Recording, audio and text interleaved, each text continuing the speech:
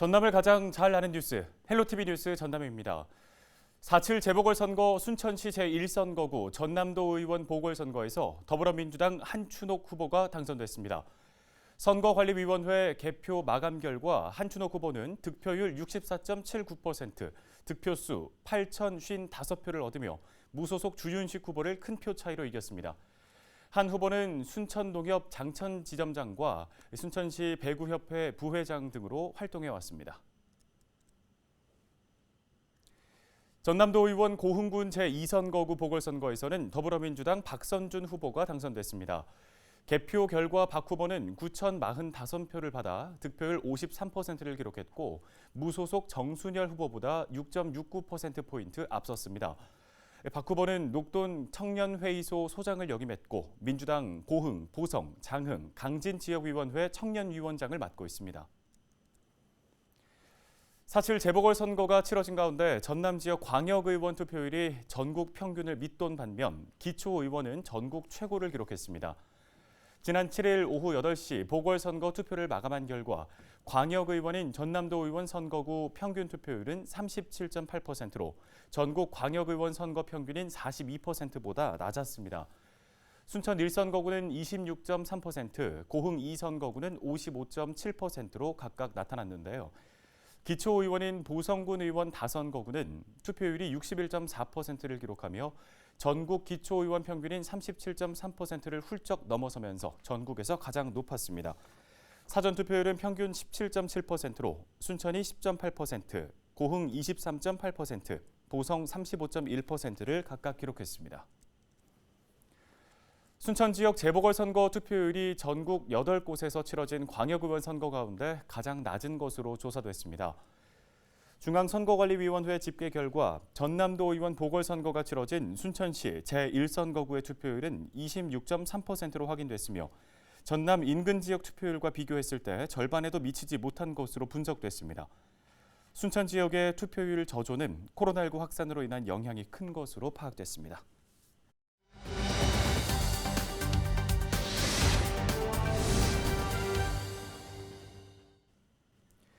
지역 소식 이어가겠습니다. 전남 지역은 22개 시군 가운데 무려 18곳이 인구 소멸 위험 지역으로 분류될 만큼 인구 문제가 심각해지고 있는데요. 이에 전라남도가 전남 사랑 전남 품에 주소 갖기 운동을 추진한다고 합니다. 해당되는 도민께서는 눈여겨봐주시면 좋을 것 같습니다. 관련해서 자세한 얘기 들어보겠습니다. 전라남도 인구청년정책관실 정혜정 인구정책팀장 전화 연결되어 있습니다. 안녕하십니까? 안녕하세요. 전라남도 인구정책팀장 정혜정입니다. 네, 앞서 짧게 언급을 한 것처럼 현재 전라남도의 인구 문제가 심각해지면서 우려의 목소리가 높아지고 있습니다. 전라남도 인구 문제의 근본적인 원인과 함께 관련해서 현재 추진하고 있는 주요 시책들은 무엇이 있는지 설명 좀 해주시죠. 네, 전라남도 인구는 2004년 200만이 붕괴된 이래 지속 감소하여 현재는 184만여 명으로 인구 문제가 심각한 상황입니다. 이러한 인구 감소의 근본적인 이유는 2013년부터 사망자 수가 출생자 수보다 많은 데드크로스가 발생하여 지속적인 자연 감소와 함께 취업, 학업 등을 위해 수도권 등으로 유출되는 인구가 많기 때문입니다. 전라남도에서는 이러한 인구 문제를 지방만의 문제가 아닌 국가 차원의 의제로 확대하고 종합적인 지원 방안을 담은 지방 소멸 이기 지역 지원 특별법 제정을 추진하고 있습니다. 올해부터는 청년 부부 결혼 축하금을 지원하고 신생아 양육비를 확대하는 등 인구 문제 극복과 청년 정착을 위한 다양한 시책을 추진하고 있습니다. 특히 도내 실거주자를 대상으로 전남사랑 전남품의 주소갖기 운동을 본격적으로 추진해 인구 유입을 촉진하고자 합니다. 네, 인구 문제가 심각한 만큼 지자체에서도 고민을 많이 하고 있을 거라는 생각이 드는데요. 전남 사랑 전남 품의 주소 갖기 운동까지 본격적으로 추진한다고 언급을 하셨는데 구체적으로 어떤 내용이 담겨 있습니까? 네, 전남사랑 전남품의 주소갖기 운동은 실제 전남에 살면서 주소를 이전하지 않는 대학생, 노동자, 교직원 등을 대상으로 주소 이전을 장려하는 사업입니다. 지난 3월 50인 이상 고용기업, 민간단체, 향후회 등 1,200여 개소를 대상으로 주소 이전을 독려하는 도지사 사무과 전입 혜택 안내문을 보냈습니다. 4월부터는 TV와 라디오 방송을 통해 연중 홍보 캠페인을 실시하고 있습니다. 또한 대학교나 군부대, 기업체 등 실일 거주자가 많은 곳들을 직접 방문하여 전입신고를 받는 찾아가는 전입신고를 추진하고 있습니다. 앞으로도 도민들이 편리하게 전입신고를 하실 수 있도록 지속적으로 서비스를 제공하겠습니다.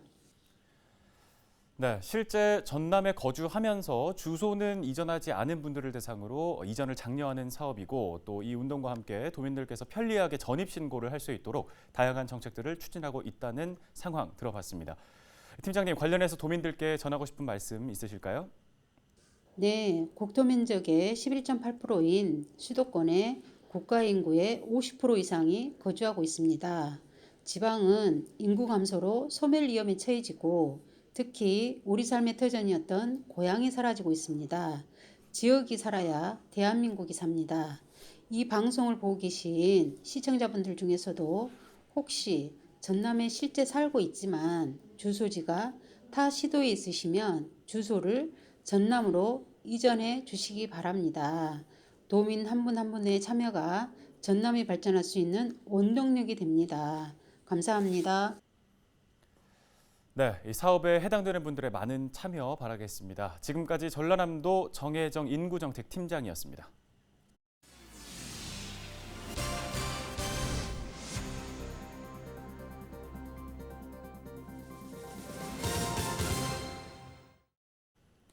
네, 이어서 우리 지역의 코로나19 상황 전해드립니다. 전남에서 코로나19 확진자 2명이 추가로 발생해 전남 945번, 946번으로 각각 분류됐습니다. 945번 확진자는 수원 1893번 확진자와 가족 간 접촉을 통한 감염인 것으로 추정되고 있습니다. 수원 1893번 확진자 가족이 전남 보성에 사는 945번 환자를 접촉한 것으로 방역당국은 파악하고 있는데요. 946번은 집단 감염원으로 떠오른 외과의원 방문 이력이 있어 코로나19 진단검사를 받았고 8일 오전에 확진으로 판명됐습니다. 방역당국은 역학조사를 통해 확진자의 동선과 접촉자를 파악하고 있으며 추가 감염 차단에 나선 상태입니다. 순천 지역 코로나19 확진자가 속출하고 있는 가운데 시내버스 승강장을 비롯한 대중교통에 긴급 방역이 진행됩니다. 순천시는 다중이 이용하는 시내버스 승강장 의자와 버스 정보 안내기에 집중 소독을 실시한다고 밝혔습니다. 또한 택시와 버스 회사에서도 차 내부 방역을 매일 진행한다고 설명했습니다. 네, 이처럼 최근 순천 등 인근 지역에서 사우나 시설 이용자의 확진 사례가 나오면서 광양시도 특별 점검에 나섭니다. 광양시는 지난 2주 동안 22개 목욕장과 사우나 시설에 대해 종사자들의 코로나19 전수 검사를 실시하고 정기 이용권을 신규 발행하지 않도록 안내했습니다. 또 출입자 명부 관리 현황과 이용 시간과 인원 제한 실시 여부 등도 점검했습니다. 광양시는 지도 단속을 강화하고 미준수 사항이 적발되면 고발이나 과태료 처분을 내릴 예정입니다. 정부의 4차 재난지원금 지급에 따라 추진되는 소규모 농가 경영 바우처 지급이 광양에서도 진행되고 있습니다. 4월 1일 기준으로 농업경영체 등록이 되어 있고 지난해 기본형 공익직불제 소농직불금을 수령한 농업인이 지급 대상인데요. 대상자는 이달 30일까지 지역 농축협을 방문하거나 농협카드 누리집에서 온라인으로 신청하면 가구당 30만 원을 받을 수 있습니다. 강진군이 코로나19 확산 방지를 위해 통화 방식의 방문자 기록 관리 서비스인 안심콜을 도입합니다. 강진군은 지역 음식점과 카페, 숙박시설 등 다중이용시설을 대상으로 고유 전화번호를 부여했으며 수집된 정보는 4주 동안 보관된 뒤 자동으로 삭제된다고 설명했습니다. 강진군은 안심콜 서비스 확대를 위해 다중이용시설을 대상으로 신청을 받고 있으며 안내 스티커를 제작해 전달하고 있습니다. 신안군이 식목일을 맞아 홀로 지내는 지역 어르신과 소외계층을 위한 봄꽃 화분을 만들어 안부를 전했습니다. 신안군은 코로나19의 여파로 홀로 사는 어르신들이 자칫 우울감에 빠지기 쉬운 만큼 꽃을 직접 기르면서 돌볼 수 있도록 봄꽃 화분을 만들어 시내면에 전달했는데요. 이 봄꽃 화분은 신안군 농업기술센터에서 경관 조성에 쓸 꽃의 일부가 활용됐습니다. 국립남도국악원에서 씻김굿 공연이 토요 상설 무대에 오릅니다. 국립남도국악원은 10일 오후 5시 토요 상설 무대 공연에서 코로나19로 침체된 문화예술계를 위로하고 새로운 활력을 불어넣자는 취지에서 씻김굿 공연을 선보이기로 했습니다. 씻김굿은 망자의 넋을 위로하기 위해 전라도 지역에서 행해진 굿으로 가족과 마을의 평화를 기원하는 의미가 담겨 있습니다. 완도 소방서와 다문화 가정 지원센터가 업무 협약을 체결했습니다. 협약을 통해 두 기관은 화재 안전 돌봄제 운영 시 업무를 지원하고 응급처치와 소방 안전 교육 지원, 통역 서비스 지원 등을 협력하기로 약속했습니다. 이번 협약은 언어와 문화 등 차이로 안전 사각지대에 놓인 다문화 가족에 대한 맞춤형 소방 교육 서비스를 제공하고 취약계층의 화재 안전 돌봄제를 지원하기 위해 마련됐습니다. 목포 상동 주공아파트 3차와 하당 노인복지관이 업무 협약을 맺고 어르신을 대상으로 맞춤형 돌봄 서비스를 제공하기로 했습니다. 이번 협약으로 하당 노인복지관은 목포 상동의 취약계층을 대상으로 방문과 전화 등 돌봄 서비스를 제공하고 각종 여가활동 프로그램도 추진하기로 했습니다. 복지관은 코로나19의 여파로 외출이 제한된 만큼 어르신들이 우울감에 빠지지 않도록 원예 치료 프로그램도 제공하고 있습니다.